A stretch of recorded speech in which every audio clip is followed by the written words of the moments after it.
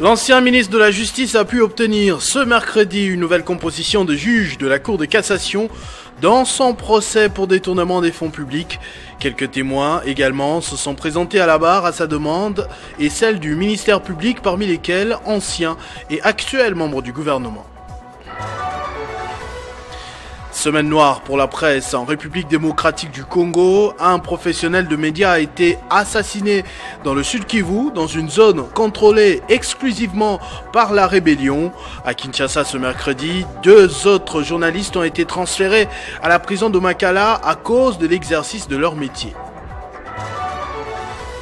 Il n'y a pas que la presse qui est persécutée en zone occupée, les entrepreneurs sont également la cible des rebelles de l'AFC M23. La FEC a dénoncé le pillage des entreprises, maisons, villas privées de Joseph Maombi Kizibaziba depuis la prise des 2 chefs-lieux, Goma et Bukavu, dans l'est du pays. Mesdames et messieurs, bonsoir. Glody Ndaya, directrice générale d'EvansRDC.com, ainsi qu'Espérant Kassongo, journaliste de Siloé TV, ont été jetés à la prison centrale de Makala ce mercredi à Kinshasa, sans confrontation avec leurs plaignants. Ils ont été brutalement interpellés depuis lundi suite à des plaintes des particuliers frustrés par leur travail. À Bukavu, Fiston Wilonja Mazambi, lui, sera désormais conjugué au passé, assassiné dans des conditions effroyables, un meurtre dénoncé par le gouvernement qui intervient dans une zone occupée par la rébellion. La liberté de la presse s'est déjà peut-être mieux portée en République démocratique du Congo. Face à son stylo brandi, l'on a répondu par une violence innommable à Fiston Wilonja. Jusqu'ici, journaliste travaillant à la centrale de monitoring des médias, un programme de surveillance éthique et déontologique de l'Union nationale de la presse du Congo, antenne de Bukavu, le jeune d'une 30aine d'années a été retrouvé agonisant dans la rue mardi matin avant de succomber à ses blessures à l'hôpital. Une dérive de plus que le gouvernement a dénoncé par la voix du ministre de la Communication et Médias qui signale que toutes ces violations sont systématiquement documentées et que leurs auteurs paieront pour tous ces crimes. En même temps, à Kinshasa, 2 journalistes pour 2 dossiers différents sont privés de liberté depuis lundi, interpellés dans des conditions soviétiques avant d'être jetés à la prison de Makala. Aujourd'hui, sans confrontation avec les plaignants et sans prendre en compte la démarche suggérée par la loi Mouyaya qui régit les secteurs. Glody Ndaya, directrice générale du média Evans RDC, a été cueillie dans le centre-ville avant d'apprendre au service de la police criminelle, selon ses proches, qu'un docteur aurait porté plainte suite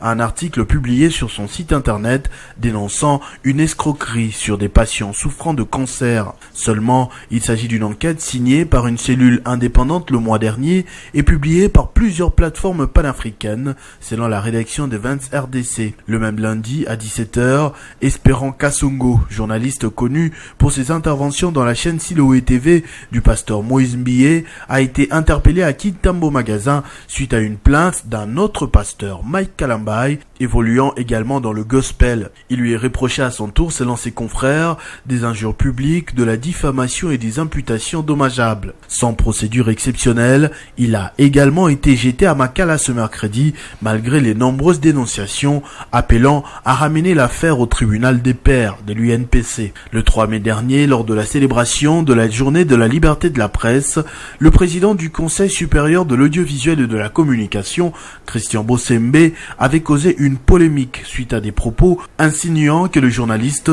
se sentait plus en sécurité dans le pays depuis l'arrivée de Félix Tshisekedi au pouvoir. Une position démentie suite à plusieurs violations de droits de liberté d'opinion ces 6 dernières années et comme c'est encore le cas cette semaine même. Des rebelles qui font vivre l'enfer également aux entrepreneurs qui n'épousent pas leur démarche. La FEC est montée au créneau pour dénoncer la destruction des biens de son vice-président national en la personne de Joseph Maombi Kizibaziba. Entreprises, maisons et villas privées ont été complètement saccagées par ces rebelles depuis la prise de Goma et Bukavu. Malgré l'accord de paix signé à Washington entre la RDC et le Rwanda, et l'accord de principe signé à Doha entre Kinshasa et le mouvement du 23 mars, dans la partie est du pays, les M23 et son allié AFC, soutenus par les Rwandais, continuent à s'illustrer en véritables oppresseurs, destructeurs, pilleurs, spoliateurs, pas seulement des biens, de l'État congolais, mais aussi et surtout des biens et sociétés privées. Au regard de ces communiqués du 5 août 2025, signé par Robert Mulumba Kalombo, président national de la Fédération des entreprises du Congo FEC, les syndicats patronaux de la RDC montent au créneau pour condamner sans ambages des actes de violence dans les zones sous occupation du mouvement terroriste AFC M23, téléguidé par les régimes de Kigali, lesquels portent un coup de frein à des opérations d'investissement au nord et sud Kivu. Parmi les victimes, l'une d'entre elles semble être une cible particulière. Il s'agit de Maître Joseph Maombi Kizibaziba, grand opérateur économique et vice-président de la FEC. Téné, en date du 31 juillet 2025, sa villa située au quartier Moumba, au cœur de la ville de Bukavu, a été assiégée par les éléments du M23/AFC, tels que les démontrent ces images prises par des caméras de surveillance. Mais pas que. Déjà en février 2025, sa société SJX Minerals, installée dans son immeuble de 4 niveaux, a été complètement saccagée par ces rebelles qui l'ont transformé en camp militaire avec des éléments lourdement armés jusqu'aux dents, et c'est après avoir pillé 33 tonnes de minerais 3T, étain, tantal, tungstène, d'une valeur de 2 millions de dollars, mais aussi des véhicules et plusieurs équipements professionnels. À Goma, les mêmes éléments de l'AFC M23 ont complètement détruit son usine de transformation des minerais de la même société. Conséquence, plus de 300 Congolais envoyés au chômage.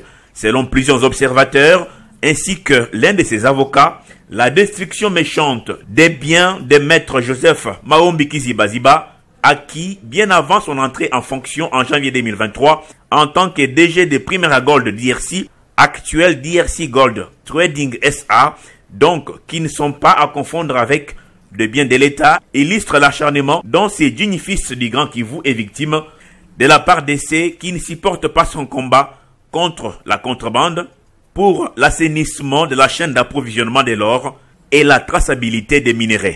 3T. En Ituri, plus de 60 combattants du mouvement CRP de Thomas Lubanda ont été capturés au littoral du lac Albert en territoire de Djougou. C'est grâce aux opérations militaires en cours dans la zone de Chioma, Niamamba et les environs. Ces éléments témoignent avoir passé des moments difficiles dans cette partie suite aux conditions misérables dans leur lutte.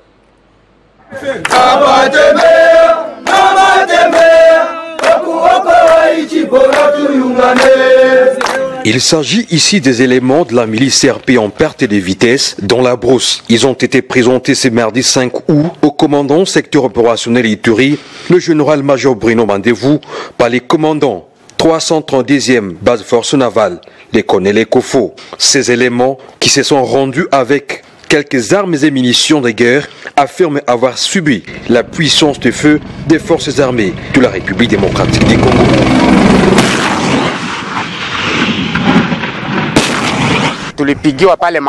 Nous étions sérieusement frappés et on savait où se retrancher. On était nombreux.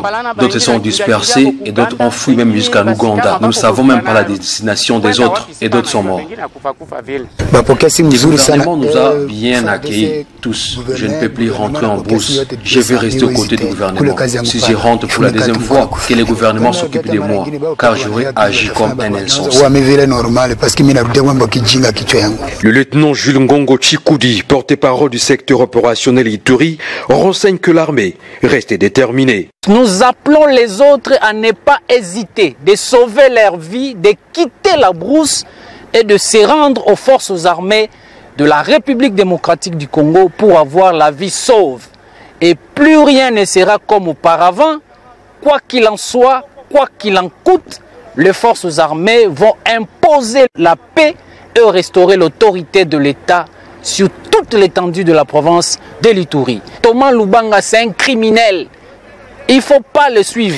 Rappelons que pour l'instant, l'armée mène des opérations de ratissage au littoral du lac Albert pour imposer la paix selon le GVE du commandant des opérations et gouvernant militaire de l'Ituri, le lieutenant général Luboyanka Chamadjoni. Le ciel s'éclaircit-il pour Constant Mutamba? Peut-être. Après une audience très agitée lundi, l'ancien ministre de la Justice a pu obtenir cet avant-midi une nouvelle composition des juges. Les prévenus avaient demandé leur récusation, mais à l'image du juge Thomas Ochudi, ils se sont personnellement déportés pour question entre autres d'honneur. Dans la suite de la journée, quelques témoins ont défilé à la barre, parmi lesquels Rose Mutombo, ministre ayant précédé Constant Mutamba à son poste. Tout d'abord, dans la matinée, Constant Mutamba a demandé la récusation de deux juges, le président de la Chambre, Justin Kibamba Moket, et le juge Ochudi Okita. Selon Mutamba, la direction des débats a laissé à désirer.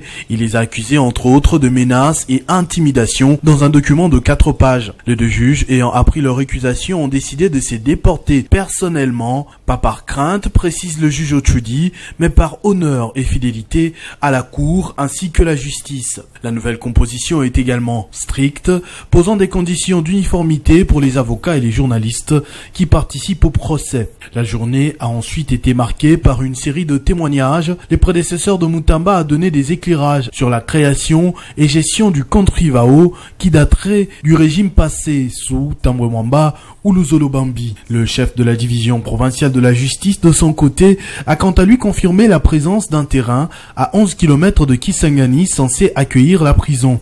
Il l'a visité 2 fois avec des délégations venues de Kinshasa. Le secrétaire général de la justice, de son côté, a été formel à la barre. Il n'a jamais été mis au courant de ce projet. Il a tout appris dans les médias, sur les réseaux sociaux plus précisément. 2 membres du gouvernement, Alexis Guissaro, ministre des ITPR, et Didier Boudimbu des Sports, cités à comparaître, se sont présentés avant d'être appelés à disposer. Par contre, aucune trace de la première ministre Judith Suminwa Tuluka, également exigée par la partie défenderesse. La journée internationale de l'alphabétisation ne sera célébrée que dans 1 mois, mais la ministre des Affaires sociales, Action humanitaire et solidarité nationale est prévoyante et organisée. Nathalie Aziza Mounana vient de lancer les préparatifs pour une célébration qui fera date. C'était au siège de l'UNESCO cette semaine. Le siège de l'UNESCO à Kinshasa a accueilli la première réunion préparatoire de l'organisation de la Journée internationale de l'alphabétisation, présidée par la ministre Nathalie Aziza Mounana, ministre des Affaires sociales, Action humanitaire et solidarité nationale. Cette réunion a permis la mise en place du comité de pilotage chargé de coordonner les activités liées à la célébration. Elle a également constitué un espace d'évaluation et des réflexions stratégiques pour dresser les bilans des actions menées, identifier les défis et tracer les priorités pour l'exercice 2025-2026. Pour Saï Saïp, chef des sections éducation, le thème retenu pour cette année est « Promouvoir l'alphabétisation à l'ère du numérique », insistant sur les rôles des outils numériques pour toucher les populations marginaliser et améliorer l'accès à l'apprentissage des bases. Prenant la parole, la ministre Nathalie Aziza Mounana a réitéré l'engagement du président Félix-Antoine Tshisekedi Tshilombo et du gouvernement souminois à bâtir une société plus instruite, plus équitable et plus durable, en faisant de l'alphabétisation un droit fondamental et un levier de transformation sociale. Il est crucial de soutenir la récupération des enfants, jeunes, adultes, non scolarisés et analphabètes, notamment à travers l'alphabétisation, le rattrapage scolaire et la formation professionnelle. Les activités prévues dans le cadre de cette célébration sont suivies de près par le président de la République, son Excellence Félix-Antoine Tshisekedi Tshilombo, chef de l'État, qui souligne la nécessité de renforcer la synergie avec nos partenaires pour réduire significativement le taux de l'alphabétisme en République démocratique du Congo. La Première ministre, son Excellence Judith Suminwa Tuluka, chef du gouvernement, attend également la mobilisation de chaque partenaire pour atteindre les objectifs de développement durable ODD liés à l'ANEF. La Journée internationale d'alphabétisation 2025 en République démocratique du Congo s'articulera autour de 2 temps forts. Une table ronde d'évaluation suivie de la célébration officielle le 8 septembre. Elle offrira également un cadre de plaidoyer en faveur d'un engagement renforcé des partenaires techniques et financiers, ONG, ASBL. La Direction générale des recettes administratives, judiciaires, domaniales et des participations des Gérades de Kinshasa-Est a un nouveau bâtiment situé à la 3e rue Limité résidentielle au croisement des avenues Révolution et Petit Boulevard. C'est son directeur général, Étienne Ouchoudi Lutula, qui a procédé ce jour à son inauguration en présence de la vice-ministre nationale des Finances. Dans les cadres de la modernisation des services de l'État et de l'amélioration de la gestion des recettes publiques, la Direction générale des recettes administratives, judiciaires, domaniales et de participation des Gérades vient de doter à la section de Kinshasa-Est Douké d'un nouveau bâtiment équipé de nouvelles technologies pour faciliter la collecte et la gestion des données. En son mot des circonstances, le directeur général de la DGRAD, Étienne Ouchoudi Lutula, se dit satisfait de la qualité d'ouvrage, puis appeler les agents et cadres de la Douké d'en faire bon usage. La procédure requise en matière de passation des marchés publics et ont été financées totalement par la DGRAD sur fonds propres tirés des investissements. La remise ce jour de ces bâtiments réhabilités et équipés et la réalisation de ma promesse faite au cadre et agents lors de ma visite d'inspection des services effectuée en date du 18 février 2025. Je suis convaincu, disais-je, que ce bâtiment réhabilité et équipé sera un catalyseur pour l'administration des recettes non fiscales, un lieu où l'innovation, la collaboration et l'excellence au cœur de nos actions d'ordonnancement, de contrôle et de recouvrement des recettes non fiscales au profit du trésor public. Puis, s'en est suivi la cérémonie de la coupure du ruban symbolique par la vice-ministre des Finances, Onej Ntiele, pour en finir avec la visite de nouveaux locaux ultra-modernes. C'est depuis novembre 2024 que Étienne Ouchoudi Lutula est à la tête de la Direction générale des recettes administratives, judiciaires, domaniales et des participations des Gérades, l'homme qui avait promis de lutter contre le coulage des recettes pour une gestion transparente, a déjà enregistré plusieurs actions à son actif, notamment les exploits dont la réalisation des assignations budgétaires fixées par le Parlement. Des dizaines d'éléments de la police Ripou qui tracassent la population dans les grandes artères ont été interpellés ce mercredi par l'inspection générale de la police congolaise. C'était suite à une descente surprise des hommes du général Patience Moshidiaf dans les districts de Funa, puis dans la commune de Gombe. Ils seront jugés sévèrement pour servir d'exemple. Les respects des droits humains, la protection des libertés individuelles et collectives, les contrôles et évaluations de la conformité à la loi des actes posés par les éléments de la police dans l'exercice de leurs fonctions ont fait partie de l'essentiel de cette mission sur ordre du patron de l'inspection générale de la police, le commissaire divisionnaire principal Philémon Patience Moshidiaf, et c'est le commissaire supérieur Jean-Claude Chibouyanga qui a supervisé cette mission. Parce que la mission continue. Nous ne pouvons pas dévoiler les secrets que nous serons dans tel secteur parce qu'ils ont pris des stratégies de s'échapper, de vider les bureaux de l'État à l'arrivée des équipes des inspecteurs. Donc la mission est à mi-chemin. Nous continuons et nous allons encore traquer ceux-là qui ne veulent pas changer de comportement. Et comment faire pour ceux-là qui n'arrivent pas à vous rencontrer, qui ont des cas à dénoncer? Et nous répétons encore parce que nous vulgarisons, nous sensibilisons la population par rapport aux missions de l'inspection générale. Nous sommes à l'administration centrale, c'est sur l'avenue de la Justice, à la Gombe, numéro 40. Pour ceux qui sont dans le quartier de Moamba, nous sommes à l'antenne, notre antenne de l'IG se trouve au camp Kabila, à Lemba. Il y a notre antenne. Et nous avons nos numéros vers les 114, vous pouvez appeler, et puis c'est gratuit pour atteindre. Déterminé à rétablir la confiance de la population envers la police, le général Patience Philémon Moshidiaf reste engagé dans l'éradication des antivaleurs qui ternissent l'image de la police nationale congolaise. Après Kinshasa, cette mission se poursuivra dans d'autres provinces de la République.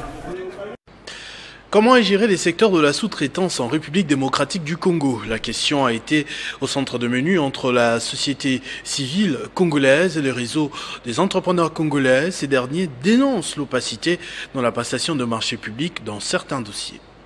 Dans un point de presse, la société civile de la République démocratique du Congo et les réseaux des entrepreneurs congolais dénoncent des irrégularités dans les processus d'appel d'offres, favorisant certaines entreprises au détriment des petites et moyennes entreprises congolaises. À travers ce plaidoyer, nous allons dénoncer sans langue de bois les dérives graves observées dans la gestion de l'autorité des régulations de la sous-traitance dans le secteur privé, sous la direction de M. Miguel Cachal. La RSP étant censée garantir l'accès équitable des entreprises locales aux opportunités de sous-traitance. La RSP est une police. Elle a été créée justement pour protéger les PME congolaises. La RSP a pour but vraiment de favoriser les entreprises congolaises. Mais malheureusement, ce qu'on observe aujourd'hui, c'est une certaine caporalisation de cette institution. Et puis, les marchés, il faut être soit proche du comité directeur, soit proche du DG lui-même.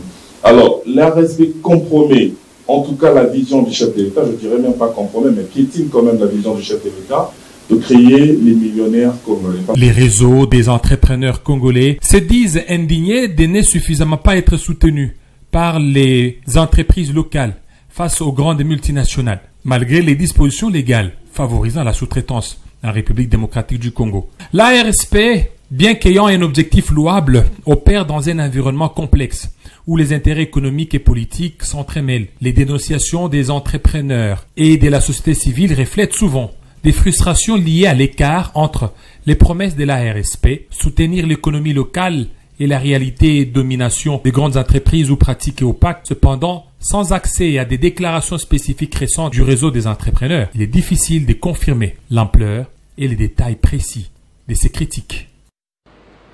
Lancement ce mardi par le gouverneur du Olomami, Marmot Banza, de la revue annuelle de performance RAP en sigle dans la province éducationnelle Olomami 1, une occasion d'évaluer de manière approfondie les avancées réalisées au cours de l'année scolaire passée. Les acteurs éducationnels de la province éducationnelle Olomami 1 se sont retrouvés dans la grande salle du lycée Maïdio pour le lancement des assises provinciales de la revue annuelle des performances. Dans son mot, le gouverneur Marmot Banza a rappelé les professionnels éducatifs qu'à travers ces assises, le gouvernement congolais veut construire un système éducatif inclusif au développement national, à la promotion de la paix et d'une citoyenneté démocratique active. Je voudrais avant toute chose rendre des hommages mérités au président de la République, chef de l'État, Félix Antoine Tshisekedi Tshilombo, dont l'engagement pour votre monde est connu de tous. En effet, qui ignore ses efforts pour la gratuité de l'enseignement? Qui n'a pas compté les écoles érigées dans le cadre du PDL 145 territoires? Dans les conditions les plus difficiles, il n'a ménagé aucun effort pour redorer la fonction enseignante. À ce titre, il mérite nos encouragements et notre reconnaissance. Je me réjouis de prendre la parole du haut de cette tribune à cette occasion si propice et si précieuse.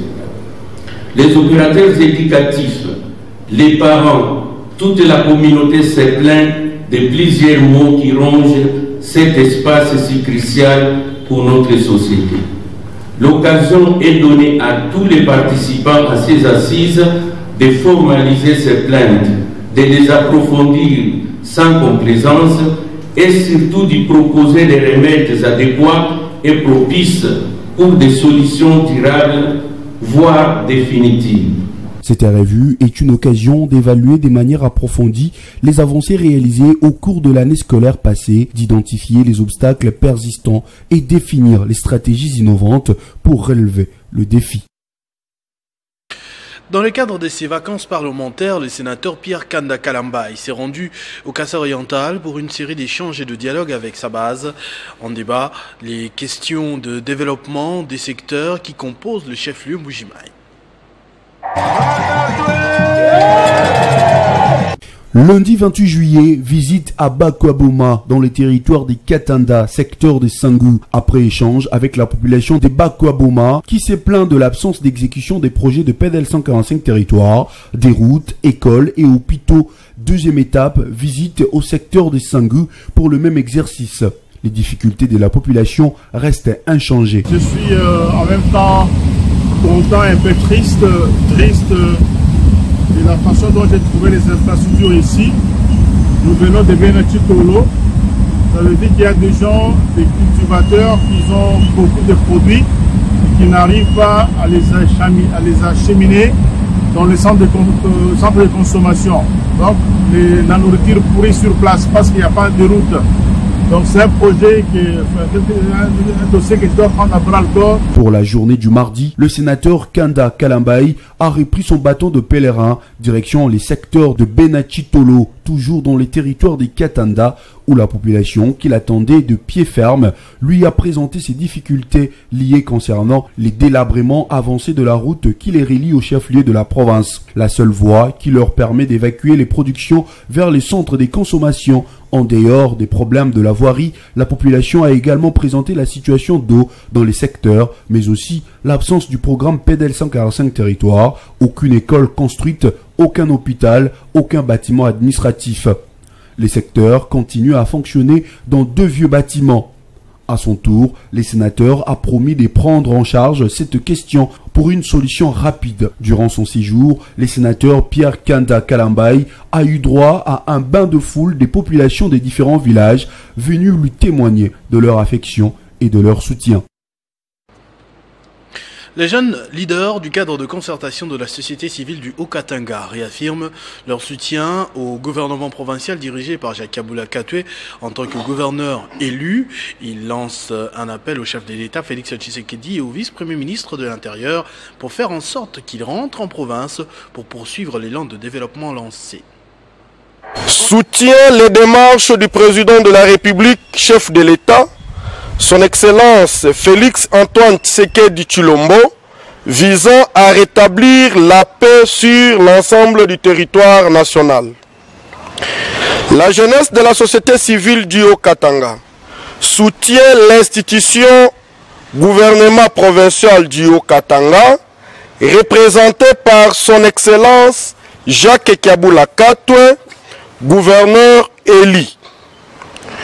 Nous invitons le chef de l'État et le ministre de l'Intérieur d'accorder un retour imminent en province du gouverneur Jacques Kabula Katwe pour poursuivre l'élan du développement déjà amorcé. Étant donné que notre province traverse une crise sécuritaire causée par les ennemis de la paix, tout en se basant sur la situation politico-administrative, en appelant les jeunes à des manifestations avec des chants et propos haineux et tribaux, alors qu'étant dans une même famille politique, ceci nous pousse à penser que l'insécurité proviendrait de ces derniers. La société civile étant l'église au milieu du village, avec une de ses missions d'accompagner les institutions officielles et la population, demande aux acteurs politiques de prêcher la paix, le vivre ensemble. Cela insinuerait leur bonne volonté à promouvoir le développement social. Poursuivant sa mission d'itinérance, le directeur général de l'APCSC, Freddy Yodi Shembo, a visité la route Mandrandel-Tchela-Ntsingiri dans le Congo central. À l'issue de cette tournée, il se dégage un constat satisfaisant dans l'avancement des travaux. Arlette Boutella signe ce reportage. C'est par le P 112 plus 950 à Materne, dans son intersection avec la RN1, que le directeur général de l'APCSC, Maître Freddy Yodishembo a démarré sa visite d'itinérance de l'axe Materne-Tchela-Tingini, traversant les territoires de l'Okula et du Bas-Fleuve dans la province du Congo central le jeudi 31 juillet 2025. Accueilli par le conseil technique du gouverneur du Congo central, le directeur provincial adjoint de l'agence congolaise des grands travaux et l'équipe technique de la PCSC. L'objectif principal étant de s'imprégner de l'état d'avancement des travaux de construction de la route nationale numéro 12 dans son tronçon compris entre Materne, Tchela, Singini, prise en charge par le programme sino-congolais dans son volet infrastructure. Le directeur général de l'agence a visité 4 ateliers sur le tronçon. D'abord, les travaux d'assainissement de la cité Materne, point de raccordement avec la route nationale numéro 1 au niveau du PK 113. Les travaux de marquage au sol de la chaussée au PK 78, les travaux de construction des caniveaux du 68 au PK 78, les travaux d'élargissement de la chaussée du PK 68 au PK 69 plus 500 à chaque point d'arrêt. Maître Freddy Yodishembo a reçu des explications sur l'évolution des travaux. Premier bénéficiaire de la route Materne Tchela Singini, la population riveraine ne s'est pas empêchée d'exprimer sa gratitude au président de la République, Félix-Antoine Tshisekedi Tshilombo, initiateur du projet, et exprimer sa satisfaction sur l'avancement des travaux de cette route. Satisfait de la qualité du travail abattu, le directeur général de l'APCSC a fait le point à l'issue de sa visite. C'est par la base vie à Materne que Maître Freddy Yodishembo a terminé cette visite de travail en encourageant, au cours d'un briefing, toutes les parties qui interviennent dans l'exécution de ce projet, citant CREC7, sous-traitant de CISC SA, CKM, mission de contrôle ainsi que l'office de route et la CGT comme mission de surveillance. Dans le cadre de la mise en œuvre du programme d'appui à la mise en valeur durable des zones de savane et forêts dégradées initié par le ministère de l'Agriculture, les animateurs de ce projet ont finalement signé ce mercredi 6 août un protocole d'accord avec la banque Equity BCDC afin de permettre aux entreprises agricoles d'opérer en toute sécurité les différentes transactions liées à ce programme. Après le lancement officiel à Kinshasa du 4e comité de pilotage du programme d'appui à la mise en valeur durable des zones des savanes et forêts dégradées, place à présent à la signature du protocole d'accord PSFD et la banque Equity BCDC. On est très satisfait de ces MOI que nous signons ces jours. Nous pensons que ça va vraiment innover le mode de paiement, ça va aussi accompagner, ça va aider l'accompagnement et l'avancement des alliances productives et notamment le paysan, le plus de 4000 paysans qui sont bénéficiaires de cette subvention-là. L'objectif de ce partenariat est de permettre un règlement direct aux producteurs membres des alliances productives tout en offrant une assistance aux porteurs de projets par les biais de formations concrètes sur la gestion financière. Cela vise à assurer que chaque individu ciblé perçoive en toute sûreté les ressources financières qui lui sont attribuées dans les cadres de ce projet. Nous remercions ce jour le PSFD pour la confiance placée en Equity BCDC. Nous sommes là pour représenter notre management qui a cru en ce projet et en tant que la banque la plus inclusive en RDC, nous voulons participer activement à l'inclusion financière de près de 4000 agriculteurs dans la Chopo et dans le Kwilu à travers ce projet. Ici, est de noter que le PSFD est une initiative ambitieuse, fruit de la collaboration entre le ministère de l'Agriculture et Sécurité Alimentaire de la RDC et ses partenaires dans le but d'apporter un soutien aux petites et moyennes entreprises agricoles dans leurs activités. Ce journal est terminé, je vous en rappelle tout de suite les principaux titres. L'ancien ministre de la Justice a pu obtenir ce mercredi une nouvelle composition des juges de la Cour de cassation dans son procès pour détournement des fonds publics. Quelques témoins également se sont présentés à la barre à cette demande et celle du ministère public, parmi lesquels anciens et actuels membres du gouvernement. Semaine noire pour la presse en République démocratique du Congo. Un professionnel de médias a été assassiné dans le sud Kivu, dans une zone contrôlée exclusivement par la rébellion. À Kinshasa ce mercredi, 2 autres journalistes ont été transférés à la prison de Makala à cause de l'exercice de leur métier. Il n'y a pas que la presse qui est persécutée en zone occupée, les entrepreneurs sont également la cible des rebelles. De la FCM 23, la FEC a dénoncé le pillage des entreprises, maisons, villas privées de Joseph Maombi Kizibaziba depuis la prise des chefs-lieux Goma et Bukavu dans l'est du pays. À tous et à toutes, merci de votre attention soutenue. Restez fidèles au programme de votre chaîne Télé 50. Vivez heureux, vivez 100 ans, mesdames et messieurs.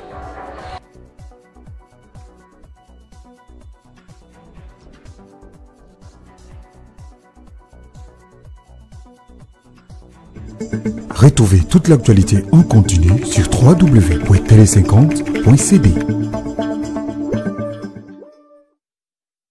La Direction générale de recettes de Kinshasa, DGRK en sigle, rappelle aux contribuables, personnes physiques et morales, assujetties à la retenue sur loyer que l'échéance pour s'acquitter de leurs obligations fiscales mensuelles du mois de juillet est fixée au plus tard lundi 11 août 2025. À cet effet, le contribuable, personne morale et les grandes personnes physiques relevant de la direction des impôts et personnes physiques relevant de la direction de recettes de Gombe, Limité, Ngalimanor, Kinshasa et Barumbu doivent souscrire leur déclaration en ligne via le portail www.dgrk.com. Le non-respect de cette échéance entraîne l'application des amendes prévues par les dispositions légales et réglementaires en la matière. Notez bien, celui qui paye mal paye deux fois. Fait à Kinshasa, Bitalo Mooko Bonkai Edi, directeur général.